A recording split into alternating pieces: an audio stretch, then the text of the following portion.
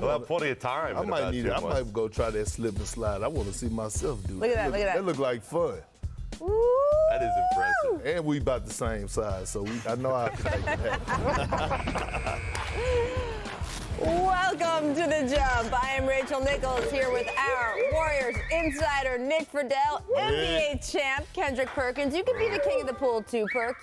It can happen for you. I believe in you. Yeah. I believe in you. It's Rachel, coming. I'm telling you, I'm 8 days into my diet. I'm not playing no games. He's got it. By the way, you two, not quite matching, but look very sharp. Yeah, Did not get the memo, though, because it is Turtleneck Tuesday around the jump. We'll be talking about that later today. Coming up, we'll also be taking a look at the top 10 dunks of the season so far.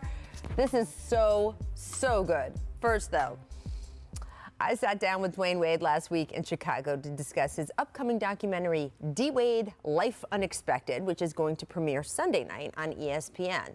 And we touched on everything from fatherhood to the decision in 2010 to his upcoming 3-day jersey retirement in Miami. Some great stuff in here. Take a look.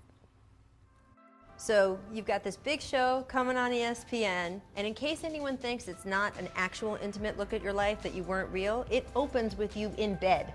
That is how the documentary opens. It does. You were really honest in this documentary. Your family members are honest. You talk about being a kid and being in the room, watching your mom shoot up drugs. When I was young, I think I understood that I'm going through this for this reason, right? So when my mom, being a young kid, 8 years old, in the room watching your mom, she put needles in her arm and try to have conversations with your mother, and she's like fading out. That was tough for an 8-year-old kid to try to make sense of. But I made sense of it and said, nothing would be harder than this. Zaire, how are you? 8. All right. I'm 20. And I'm 28. Next time we look at it, we're gonna look at this years and years from He now. gonna be old. beard. I'm gonna be like 38. There is some great stuff in this documentary about you being a father, being a first-time father, in college, being scared. Yeah. You talk about how you thought your life was over. Yeah, I thought it was a wrap. I love Zaire, but it was scary for me.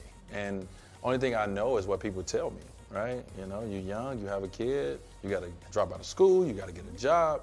I gotta be the man of the family. But little did I know, my college coach, Marquette University, my family, they will all get behind me and support me. It's been amazing to watch you evolve being a father over all these years. And you had another step this past week. Your 12-year-old came out and identified as Zaya.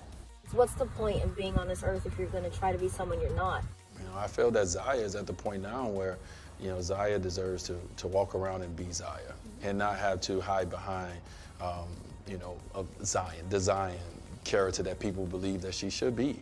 She's not that. She is this amazing, amazing young lady who I learn something from every day, and that I'm proud to be, her father. Gobbled up by Dwayne Wade. Here he comes with LeBron. Oh my! Again, a crusher. There's also, of course, plenty about basketball in this documentary. You guys do focus on that time in 2010 when you, LeBron, Chris Bosh, free agents, and decided to come back to the Heat. Yeah. And there's a great part where you're talking about how you made this decision in a phone call on July 4th. You, Chris, and LeBron. Yeah. The decision wasn't until July 8th, and in those 4 days, you suddenly weren't really talking to LeBron. You didn't hear from him. Yeah. Did you really think going into that telecast that maybe he was going to say something else? Listen, I tell no lies in my documentary. He did. He kind of went to his cave and went radio silent and kind of had to deal with his own process. But, we were a little nervous on the other side. You're like, wait, are we still in this? The answer to the question everybody wants to know. LeBron, what's your decision? In this fall, man, it's very tough. In this fall, I'm going to take my talents to South Beach. So the actual footage that you will see in the documentary was real life footage of my excitement, my initial reaction of like, we got this, but I didn't know. You're also very honest in the documentary about when you left the Heat, and you said, to this day, look, Pat Riley and I have mend defenses, but I don't think he did the right thing there. I would never believe Pat did the right thing when it came to me. once again, everything happens for a reason. So glad I got an opportunity to play for my hometown team.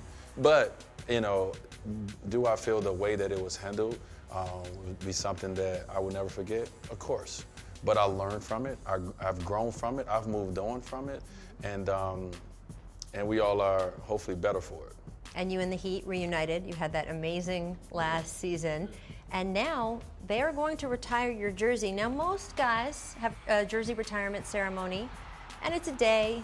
It's like 10 minutes on the court. Well, when you got your For own you, county, Dwayne Wade. when you got your own county, you can do different things. For you, Dwayne Wade, they are doing a 3-day jersey retirement. Yeah, that's about right. Sound right. 3 days for number 3, 3 rings. I mean, it all goes. So. What do you think it's going to feel like to be standing on that court and see your number go on the rafters? You know what? It's going to be a special day for me, and I try not to get emotional a lot. Maybe a little bit in my documentary, you'll see some emotion, but I definitely know I'm going to be emotional because every moment from your career is going to come back, you know, fast into your mind. And for me, just a kid with a dream, man. I had a dream of playing a game of basketball, and now I can walk away and say, high school, jersey retirement. College, jersey retired. NBA, jersey retired. You know what, kid? You did all right. Thank you to Dwayne Wade for sitting down with me. Thank you to Bob Metellus, who did just an exceptional job shooting and directing that documentary. Again, you can catch that on ESPN on Sunday. And tomorrow on The Jump, we're going to have more exclusive stuff for you. Tune in for my one-on-one with Rookie of the Year favorite, John Morant of the Grizzlies. He has big plans, people. You are going to want to hear about it. All right.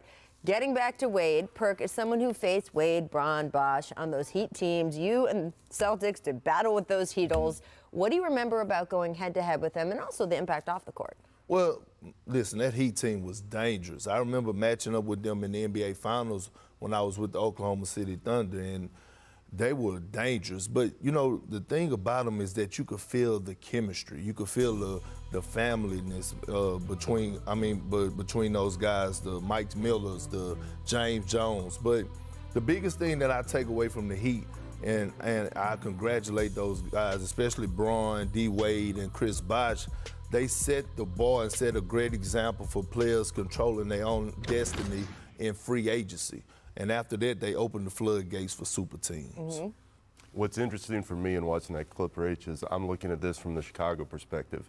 I was around all those Bulls teams that just couldn't get over the hump against Miami. And then listen to Dwayne there were a lot of people back in 2010 that thought Chris Bosh and Dwayne Wade were coming to the Bulls. Mm-hmm. They thought that was going to happen and maybe they could get LeBron, but they thought those two pieces were coming their way. It didn't happen.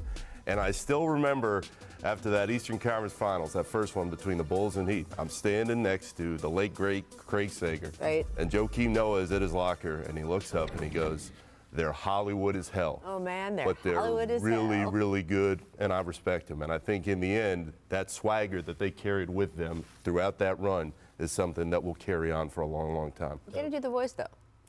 They're Hollywood as hell.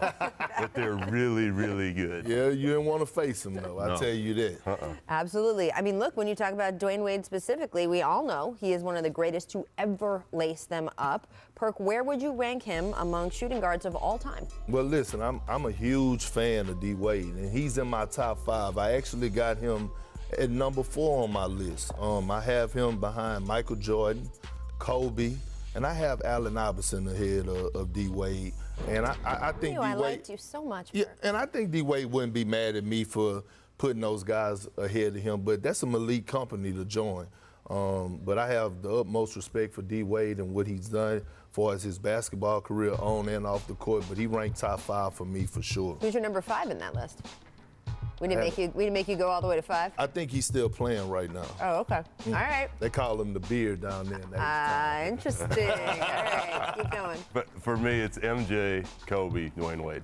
Not only the titles, but when Dwayne wanted to ramp it up defensively, especially early on in his career, he could shut some people down and then take over the game offensively. So for all he did for the Heat over all those years, he's right behind MJ and Kobe. I'm also a big believer that things like leadership, things like the way you relate to your teammates, what you do collectively to move mountains when you have to. When there has to be a guy who says, clear out, I'm doing it, or a guy that says, clear out, I'm making a decision. And those are not always the same thing, by the way. Right. He was always willing to step up and do it. After they lost that 2011 finals, the finals against Dallas, and there was so much noise around LeBron James, the two of them met up in the Bahamas with their wives, and they had a hard talk around a kitchen table. They've talked about this since, where they just said, Dwayne said, look, LeBron, you haven't been yourself.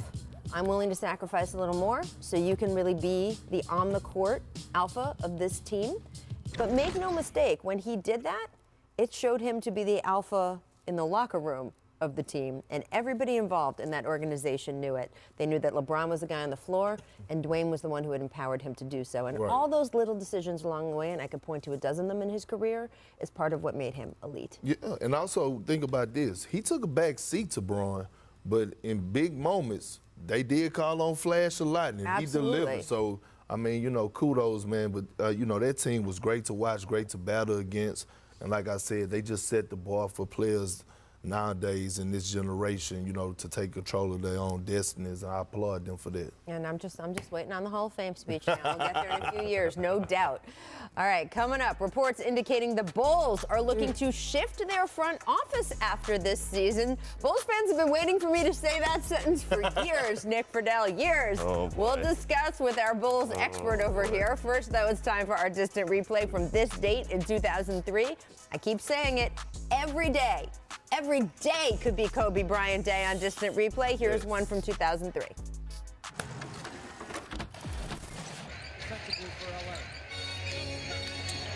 Oh, come here, y'all mean. You know what? Kobe probably had that already in his mind before the game. I'm going to catch him today. Of course he did. For sure. He said, oh, I'm sorry. Best player in the league. Let me take care of that for you. When you lean, that's something special. He didn't even look back that much. Great wall of China. He knew. He knew.